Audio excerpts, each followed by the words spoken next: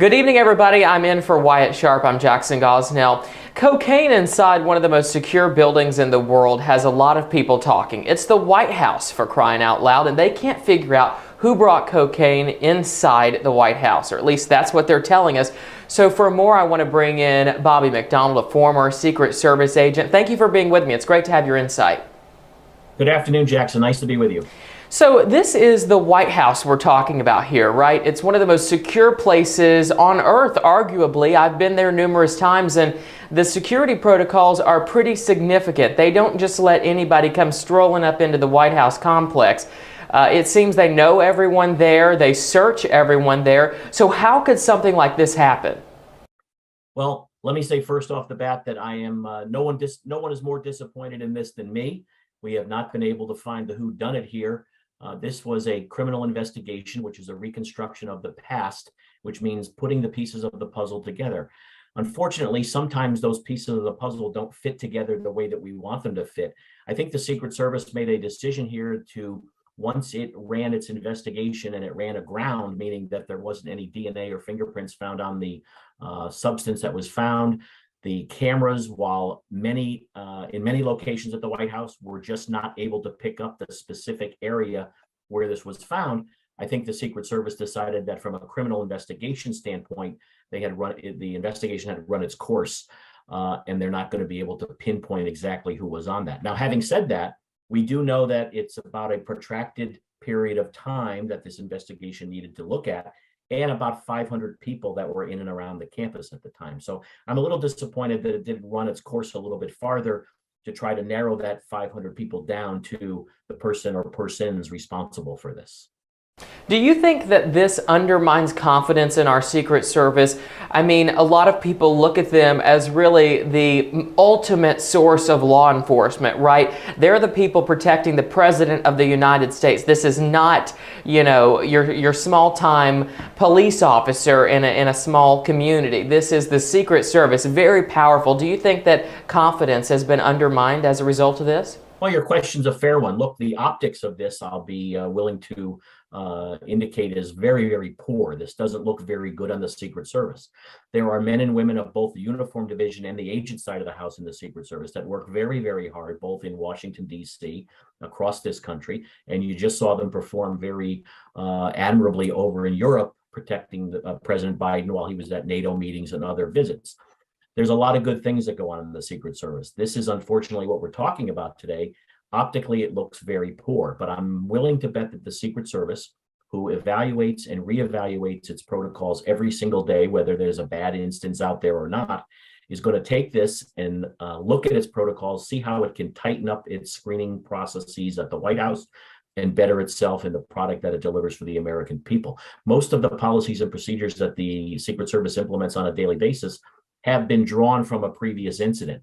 So this is something that they're going to have to turn on a positive vibe and try to take it and learn from it and hope that something like this doesn't happen again. The president's son is under a lot of scrutiny, and many conservatives and people on the right have suggested that perhaps this belonged to the president's son. It's probably not the case. I mean, this was found in cubbies where it's highly unlikely that the president's son would have come in contact with. But don't you think, with all the pressure from the right suggesting that perhaps this belonged to Hunter Biden, that this administration would want to get to the bottom of this to further prove their point and their claim that it is not his drugs?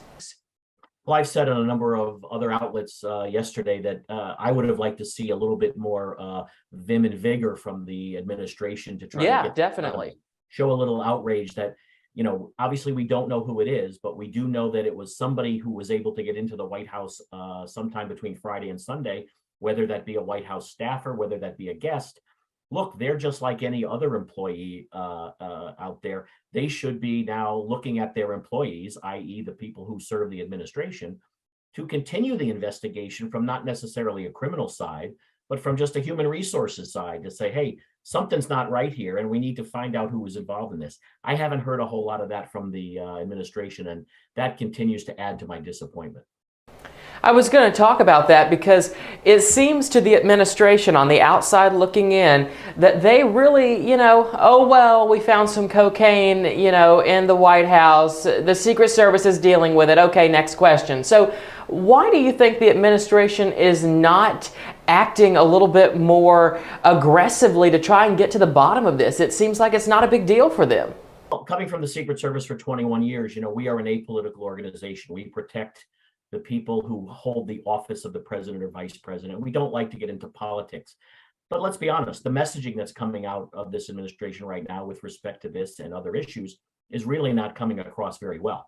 It allows for continued speculation in a lot of different areas when a question or questions are not answered with a little bit more specificity or with a little bit more direction as to what the actual question was. The Secret Service is going to continue to show up every day and do the very best it can. Is this a good instance right now or a good look for the Secret Service? Absolutely not. But we have to continue to show up every day, do what we do it as well as we do it despite this blip, and figure out how to continue to better ourselves on a daily basis. Do you think the Secret Service knows who brought cocaine into the White House? They're just saying that they don't. I'm hoping that the messaging that's coming out of the Secret Service is exactly what it is, that they hit a dead end here, and unfortunately, that's where we are. The Secret Service has a motto of worthy and trust and confidence, and while we have had our blips along the way, whether it be the Cartagena incident or other things along over the years, we still work hard every day to do the very best possible job and serve our country. So, I don't believe that the Secret Service is holding back any information. I hope that I'm on the spot with that. I'd be very disappointed if they were doing it another way, and I really don't think that they are. Yeah, clearly the optics are not looking too good. Do you think that this opens up the door for conversations to perhaps enhance security measures and enhance the ability of what detections and systems are in place to ensure that this doesn't happen again? Do you think they're going to be working on that? I think the service has already started conversations internally with those issues, but I also think they're going to have to continue to answer the oversight of Congress. They had a secure briefing yesterday, which allows the Secret Service to put a lot of the issues on the table that they normally couldn't do in an open hearing. I think you're going to see Congress continuing to push for more answers on a lot of things that happened here. And again, the Secret Service needs to take those inquiries as a positive and turn those issues around so that they continue to better the product that we're able to give in the area of protection. We shouldn't feel bad about talking about it. We shouldn't feel bad about owning up to a mistake if a mistake happened here. We're human. We have to get better and better and better at it every day. We have a no-fail mission, and we have to continue to work hard to make sure that that happens on a regular basis. All right, well, certainly not looking good right now. Hopefully things can pan out and maybe we'll get to the bottom of this at some point, despite the fact that the investigation has been closed. Former Secret Service agent Bobby McDonald, thank you for being with me. Thank you, Jackson.